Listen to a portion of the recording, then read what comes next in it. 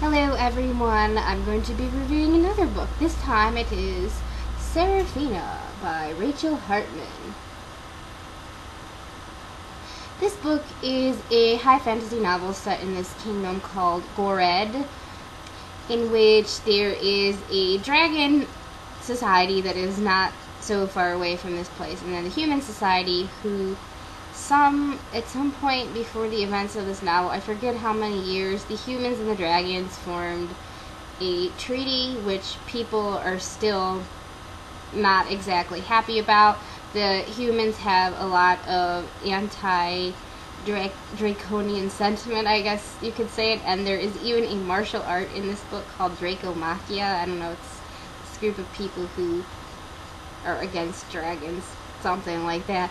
This book follows this girl, Seraphina, who is one of the assistant music directors or something like that at the palace, and she is harboring a secret that she does not want anyone to know about, and she is somehow brought in to help the captain of the King's Guard, Prince Lucian Kiggs, I believe, to find the murderer of his uncle, Prince Rufus, he is the son of the recent queen, and all evidence in his death points to him having been decapitated by a dragon. So again, there's all this, dragon fear going around the kingdom.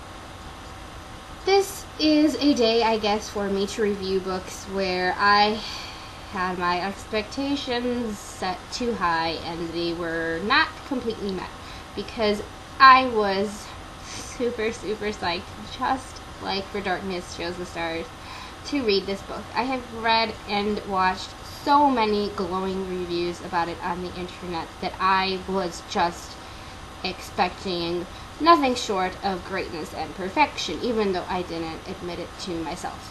And again, just like the last book, while I did enjoy it, it was not perfect for me, and I give it a 4 out of 5.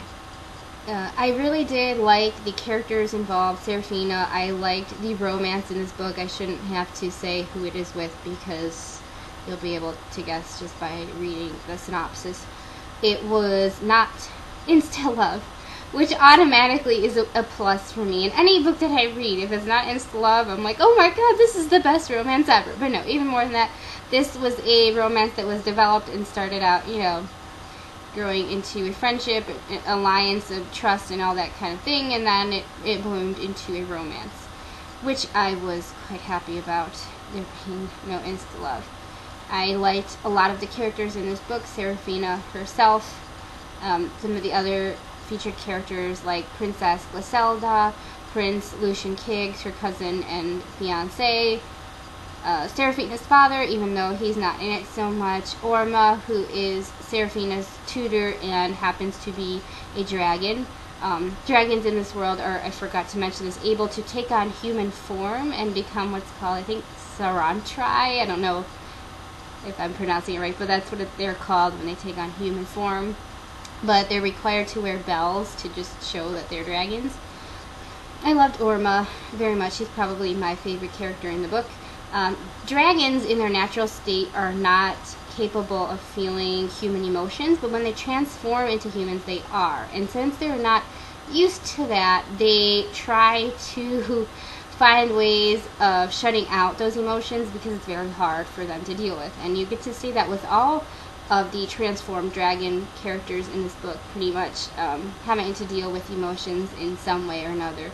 And especially with Orma, he was probably the best developed of those characters, and I really just loved him.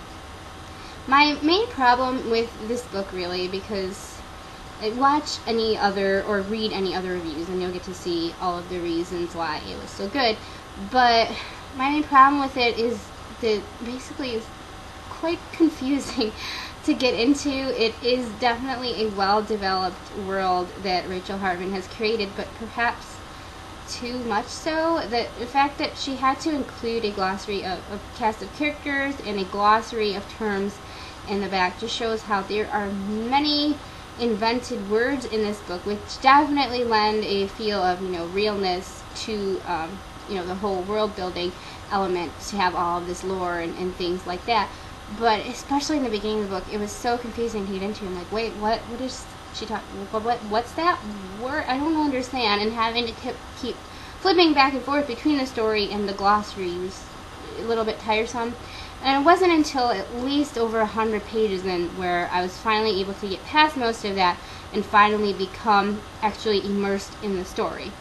But I still occasionally did have to go back and look up words in the glossary. And then there were a few things that were not even in there, which really bothered me. And there was also no map about the fantasy world, because there are other countries around Gorad and all this other kind of things, including the dragon country, which I forget what it's called. A map would have been really nice, but whatever. So the confusion factor in the beginning really hurt my becoming engaged in the story. I was almost on the verge of giving up after about 100 pages. I wanted to put the book down, not give up forever, but just to give up for like a few days or maybe a week and come back to it, because I was tired of being confused, and I felt like an idiot basically reading it. Like, should I understand what she is talking about? Because I didn't. And it hurt things for me why I rated it down 1 star, that it took so long for me to get past that and finally actually get into the story. So yeah, if it hadn't been for that aspect, it probably would have been a full 5 out of 5 stars. But for making me feel like an idiot, it was a 4 out of 5. And I'm really sorry to everybody who loves this book. I really did enjoy it too after not quite 200 pages, but it was well over 100 pages into it, sadly. But yeah, 4 out of 5 for Seraphina, and I'm gonna stop rambling about my stupidity in reading it now. I'll see you guys next time.